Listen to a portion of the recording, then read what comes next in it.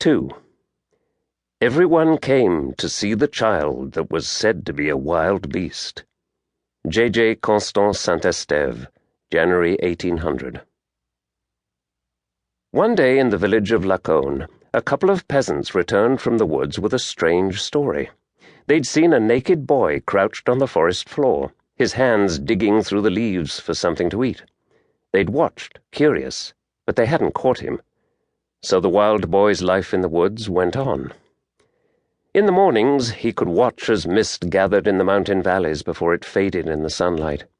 He could listen to rain pattering on the tree leaves. He could wake from sleep to see the round moon filling the night woods with light and shadows. A whole year passed as it always did in the forest. Until one day, when the wild boy was about 10, a group of woodsmen spotted him, and somehow they caught him. He fought and bit, but it did no good. They took him to Lacaune and led him to the town square. It was paved with river rocks, bumpy beneath the wild boy's bare feet. At its center, an ancient fountain splashed. All around, the tall houses of village merchants made a wall that blocked out the mountains. Villagers gathered around the wild boy, jabbering in words he didn't understand. Women washing their laundry in the stone troughs nearby set it aside and hurried over to see. No one alive today knows the details of what happened next, whether the woodsman kept a rope around the wild boy's neck or tied his hands behind his back. No one knows if that night they took him somewhere to sleep or left him in the square, tied and helpless. But every day he was forced to stand, hour after hour, for everyone to see. And maybe it was then that the wild boy began to hate the staring eyes of crowds. But at last, exactly how no one knows, he got loose.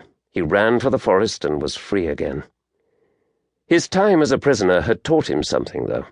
Where there were people, there was food. Now, sometimes, when he was hungry, he visited the farm fields on the edge of the village. With the safety of the forest behind him, he dug for potatoes and turnips. Sometimes he carried them back into the woods. Other times he ate them where he stood. When autumn came, the ferns on the forest floor withered to brown. The trees turned red and gold. Soon frost would touch the fields with white, and the first snowflakes would swirl from the sky. But the wild boy could live through winter in the forest. He'd done it for a long time. The snow melted, and in the pale sunlight, wildflowers bloomed on the forest floor. The oaks and beeches put on their new leaves. Summer came, and the forest was shady again, dense and deep.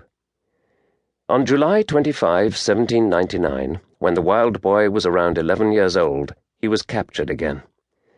This time it was 3 hunters who spotted him, and perhaps they had dogs, for the wild boy climbed a tree.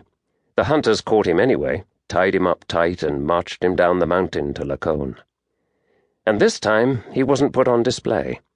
Instead, the hunters took him to stay with a poor old widow who lived in a little cottage just behind the Lacaune village square. Why they chose her, no one knows. Perhaps she was the only one in the village who would take in a strange wild boy. Stories told later said she made him wear a shirt to cover his nakedness. But if she did, it couldn't have been easy, for the wild boy hated clothes. Perhaps she was a gentle, patient person who was kind to him, and he wore a shirt to please her. Or maybe the hunters forced the scratching, biting boy into a shirt he couldn't get off. The peasant stories offer no clues. They do say the widow seemed to like the wild boy. She offered him meat, both raw and cooked in an iron pot over the fire, but he wouldn't eat it. When she gave him acorns, he sniffed them first, then ate them. After sniffing them, he ate chestnuts, walnuts, and potatoes, too. The walls of the widow's cottage, like the other cottages in Lacaune, were made of stone. Dim light came through the tiny windows. Maybe once, so long ago that he had forgotten all but the faintest memory, the wild boy had lived in a cottage much like this one.